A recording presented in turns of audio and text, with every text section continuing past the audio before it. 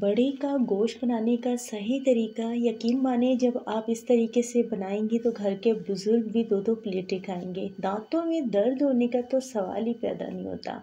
बोटी ऊपर से मसाले से भरी हुई, लेकिन यकीन करें अंदर से इतनी ज़्यादा नर्म, मुंह में रखते ही बोटी कहे बाय बाय और चबाने की ज़रूरत ही नहीं पड़ेगी। इतना लजीज है कि आप इंशाल्लाह इसे चाहेंगे बार बार बनाएंगे। अस्सलाम वालेकुम, मैं हूँ किरण और आप देख रहे हैं यूट्यूब चैनल किरण के खाने। वाइट कढ़ाई, नमकीन गोश्त या फिर मलाई बोटी, इन तीनों डिशेस का टेस्ट आपको एक डिश में मिलेगा और इसे बनाना भी इतना आसान है जिसके लिए आपको अलग-अलग करके मसाले भी पीसने नहीं पड़ेंगे। बहुत आसान सा तरीका आपके साथ शेयर कर रहे हैं, जिसके लिए आपने एक बर्तन में सबसे पहले धुला हुआ गोश्त डालना है। हमने यहाँ पर हड्डी वाला और गोश्त जो है ये मिक्स है। ये इसमें सिर्फ एक छोटा सा टुकड़ा हमने चर्बी का रखा है। आधा किलो हमने गोश्त लिया और बीफ गोश्त है ये, बड़े का गोश्त। तो यहाँ पर इसमें हमारे पास बहुत छोटे छोटे साइज़ के प्याज थे, तो हमने तकरीबन 8 अदद लिए हैं। बहुत छोटे हैं वीडियो में, फिर भी आपको बड़े बड़े लग रहे हैं।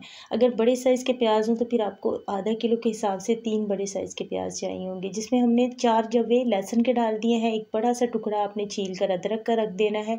5 अदद हरी मिर्चें, 2 तेज़ पत्ते, आपने 4 अदद लौंग और 1 चम्मच भरकर आपने साबुत वाली काली मिर्चें डालनी है। यहाँ पर 8 से 9 दाने आपने लेने हैं काजू के, जो कि इस रेसिपी को 4 चांद लगाएंगे, बहुत ही मज़े की बनती है। आधा चम्मच इसमें आपने नमक डालना है और 1 चम्मच इसमें आपने बहुत अच्छे टेस्ट के लिए देसी घी डाल देना है। साथ में आपने नॉर्मल से साइज़ का टी कप लेना है, उस हिसाब से आपने 3 कप भरकर इसमें पानी डालना है। जब ये गोश्त अच्छी तरह गलकर तैयार होगा, उसके बाद हमारे पास 1 कप यखनी बचनी चाहिए। तो अगर बीच में आपने चेक करते रहना है, अगर गोश्त ना गले तो इसमें आप 1 कप पानी उबाल कर फिर और डाल सकते हैं, ताकि गोश्त अच्छी तरह गल जाए। यहाँ पर हमने एक उबाल आने के बाद इसे ऊपर से ढक कर गलने के लिए छोड़ दिया था। यहाँ पर देखें तकरीबन यहाँ पर 1 से 1.5 घंटे का टाइम लगा है, क्योंकि बड़े जानवर का जो गोश्त है वो थोड़ा गलने में टाइम ज़्यादा लेता है। तो यहाँ पर गोश्त को आपने उस वक्त तक गलाना है जब तक ये अच्छी तरह गल नहीं जाता। बाकी मसालों की आपने फ़िक्र नहीं करनी, ये भी इसमें घुल मिल जाएंगे, गल जाएंगे। लेकिन यहाँ पर देखिए तकरीबन टाइम तो लगा है, लेकिन गोश्त जो है वो अच्छी तरह से गल चुका है। गोश्त जितना अच्छी तरह हो सके उतना आपने अच्छी तरह इसे गलाना है। बस ये बहुत नरम सा गोश्त जो है गला हुआ होना चाहिए। इसमें से सारा गोश्त हमने अलग कर लिया है और छान लिया है यखनी को। यखनी को आपने एक बार लाजमी से छान लेना है और ये गोश्त अलग करके आपने रख लेना है। और यखनी छान कर जो यखनी के नीचे हमारे पास बचा है छन्ने में मसाला, जिसमें से तेज़ पत्ते जो हैं वो हमने अलग कर देने हैं। बाकी का ये जितना भी मसाला है यखनी छानने के बाद ये सारा हमारे काम का है। इसमें हमने 2 कच्चे प्याज डालने हैं, बिल्कुल छोटे साइज़ के डाले हैं। बड़े साइज़ का हो तो 1 आपने डालना है, 1 से ज़्यादा नहीं। आधा किलो गोश्त के हिसाब से है। 4 इसमें हमने हरी मिर्चें डाली हैं, थोड़ा ताज़ा हमने हरा धनिया डाला है। इन सारी चीज़ों को आपने ग्राइंड करके इनका पेस्ट बना लेना है। हम इस रेसिपी को आधा किलो से आपके साथ शेयर कर रहे हैं। इसी रेसिपी को आप किलो से बनाएंगे तो आपने हर चीज़ की जो मिक़दार है वो डबल कर देनी है। यहाँ पर इसे ग्राइंड करते वक्त इसमें आपको पानी की ज़रूरत पड़ सकती है, तो 1/4 कप आपने इसमें पानी डाल लेना है। परेशान नहीं होना, पेस्ट इसका बहुत आपने बारीक सा बनाना है। उसके बाद उसी कढ़ाई को वापस से हमने साफ़ कर लिया है। उसमें हमने आधा कप लिया है कुकिंग ऑयल। इसमें हमने सबसे पहले जो गोश्त अलग करके रखा था उसे हल्का सा फ्राई करना है। गोश्त को जब आप फ्राई करेंगे चूल्हे की आंच को बहुत स्लो कर लीजिएगा, क्योंकि इसके ऊपर हमने ज़्यादा तेज़ कलर नहीं देना, बस हल्का सा इसे फ्राई कर लेंगे तो बहुत अच्छा इसका टेस्ट हो जाता है। आपके साथ स्टार्ट में हमने शेयर कर दिया कि मलाई बोटी और जो है नमकीन गोश्त या फिर वाइट कढ़ाई, इन तीनों डिशेस का टेस्ट आपको इस एक डिश में मिलेगा। आपके घर पर दावत हो, इस डिश को लाजमी बनाएं, सब मेहमानों को बहुत पसंद आएगी। थोड़ा सा सिर्फ चंद सेकंड के लिए आपने गोश्त को ऑयल में भून लेना है। उसके बाद उसी ऑयल में आपने 2 दालचीनी, 2 बड़ी इलायची और 3 से 4 दाने आपने लाल मिर्च, या तो गोल वाली जो लाल मिर्ची होती हैं वो भी आप इस्तेमाल कर सकते हैं, जो भी आपके पास हो।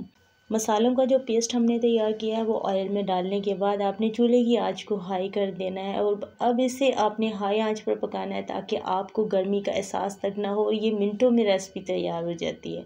यहाँ पर आपने 1 मिनट तक इस मसाले को भूनना है, जब तक इसका एक्स्ट्रा पानी जो है वो ड्राई नहीं हो जाता, क्योंकि हमने पानी डालकर मसालों का पेस्ट बनाया था। अब इसमें पाउडर मसालों में 1 चम्मच आपने सफ़ेद ज़ीरा पिसा हुआ डालना है, आधा चम्मच काली मिर्च का पाउडर, आधा चम्मच धनिया पाउडर और थोड़ा सा हमने इसमें नमक डाला है। अब मसालों के साथ मज़ीद इसे थोड़ा भून लेते हैं, ताकि इसका पानी भी साथ साथ ड्राई हो जाएगा और मसालों की वजह से ना इसमें बहुत अच्छी खुशबू हो जाएगी। ज़बरदस्त सा मसाला भुनकर तैयार हो चुका है, माशाल्लाह से सारा ऑयल छोड़ दिया है, बिल्कुल भी पानी कहीं से भी नहीं लग रहा कि इस मसाले में पानी है। बस इतनी अच्छी तरह भूनेंगे तो गोश्त में भी इस मसाले की फुल अच्छी तरह खुशबू जाएगी।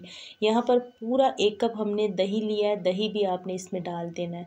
पूरा 1 कप भरकर दही लेना है, क्योंकि इस रेसिपी में हमने टमाटर का इस्तेमाल बिल्कुल भी नहीं करना। और दही जैसे ही आप इसमें डालेंगे फ़ौरन से मिक्स करना है और साथ ही आपने इसमें गोश्त डाल देना है, क्योंकि सारी चीज़ें ना इसमें साथ साथ ही इस्तेमाल होती रहती हैं। अब गोश्त के साथ इसकी भुनाई करेंगे थोड़ी, ताकि गोश्त की जो बोटी अंदर तक जूसी बनेंगी।